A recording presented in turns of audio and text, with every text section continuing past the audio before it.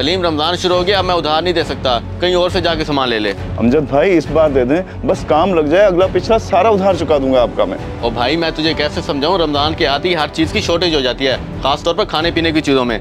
मुझे मजबूर न कर, मैं उधार नहीं दे सकता। अमजद भाई आपने तो आंखें माथे पर ही रख ली हैं, कुछ आटा दाल ही दे देते। मुझे बार बार शर्मिंदा ना करो, बल्कि तुम्हारा भतीजा अदनान राशन के डब्बे बनवा के गया है, मुझसे बहस करने के बजाय उसके पास चले जाओ, शायद वो तुम्हारी मदद कर दे। बस करो, अपने मशवरे अपने पास ही रखो। अगर उन्हें मेरा ख्याल होता तो बात ही क्या थी, उन्हें तो अपनों में कोई गरीब नजर ही नहीं आता है।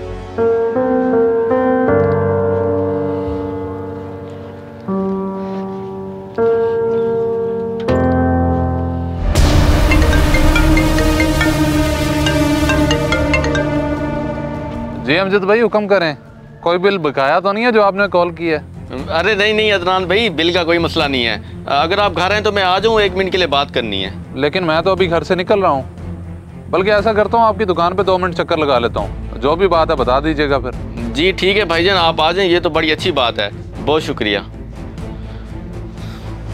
भाईजान मुझे कुछ सामान उधार चाहिए था, दे देंगे? नहीं अंकल, उधार एक जंग है इसलिए बंद है, आप जा सकते हैं। हाँ बताओ क्या बात है, मुझे ज़रा जल्दी थी।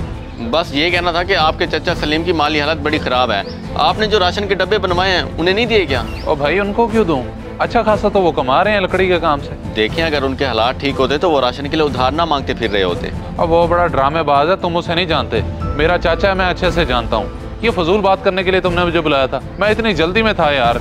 मादरा जनाब, जो मुझे सही लगा वो मैंने आपको बता दिया, बाकी आप बेहतर जानते हैं। अच्छा छोड़ो इस बात को, 20 डब्बे और राशन की तैयार कर रखना, मेरे कुछ और नौकर चाकर भी हैं, उनको भी देने हैं।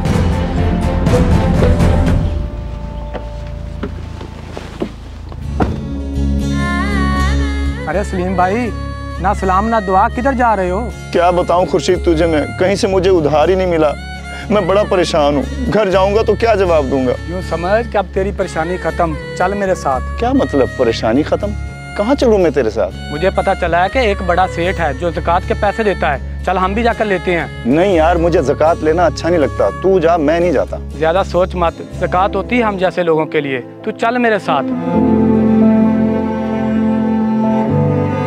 जी सेठ साहब, अल्हम्दुलिल्लाह से तमाम मामलात बिल्कुल ठीक चल रहे हैं। मालिक वो बाहर 2 बंदे ज़कात लेने आए हुए हैं। अच्छा भेज दो उनको, मगर ये बताओ अपने इलाके के हैं या अजनबी हैं कोई? अजनबी हैं सेठ साहब, मैंने पहले तो कभी नहीं देखा उनको, मगर लगते ज़रूरतमंद हैं। चलो ठीक है, भेज दो उनको, जो उनका नसीब। सेठ साहब जरा छानबीन कर लिया करें, ऐसे हर आते जाते को ना दे दिया करें ज़कात। अदनान साहब, अगर वो इधर चल के आ रहे हैं तो इसका मतलब वो ज़रूरतमंद है, वरना वो चंद पैसों की खातिर अपनी इज्जत नफ्स को ना मारते। अस्सलाम वालेकुम सेठ साहब। वालेकुम सलाम। ये लो, तुम क्यों घबरा रहे हो, आ जाओ तुम भी ले लो, ये लो।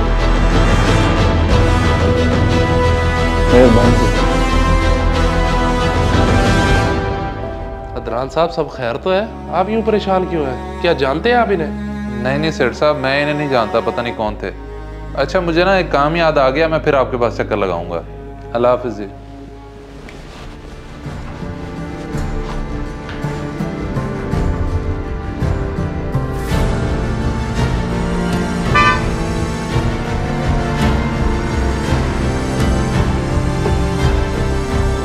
भाईजान आप जरा जाएं, मुझे इनसे जरूरी बात करनी है। साहब अगर मदद करनी है तो मेरी भी कर दें, मैं गरीब आदमी हूँ।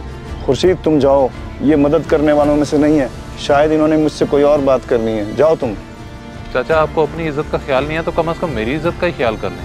आपको पता भी है कि सेठ शहबाज के साथ मेरा कितना अच्छा ताल्लुक है, अगर उसे पता चल जाता कि आप मेरे चाचा हो तो मेरी क्या इज्जत रह जाती। काश मैं उसे खुद ही बता देता कि तुम मेरे भतीजे हो, जिसे अपनों की भूख से ज्यादा सिर्फ अपनी इज्जत का ख्याल है, फिर तुम्हारी अच्छे से इज्जत होती।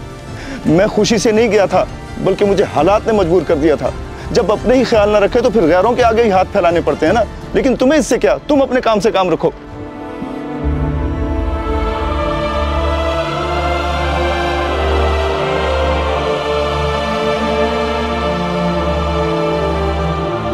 इस वीडियो को सदका जारिया समझकर जरूर शेयर करें, हो सकता है आपका एक शेयर किसी की जिंदगी बदल दे।